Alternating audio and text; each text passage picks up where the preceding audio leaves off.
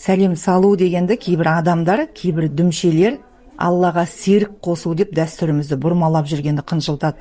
Ал шын мәнінде сәлем салу бұл қазақтың ең көне, ең әдепті, ең көркем салты. Қазақ келіндерінің иіліп сәлем салуы, тағзым етуі бұл отбасының, әулеттің үлкендерінде деген құрметі, сыйластығы және сонымен қатар келіндерінің инабаттылығын көрсететін тәрбие, әдеп, мәдениет. Келін сәлем салуды қай кезде тоқтатады білесіздер ме? Нағыз қазақ ауылында, соның ішінде оңтүстік пен батыс өңірлерінде осы дәстүр жақсы сақталған.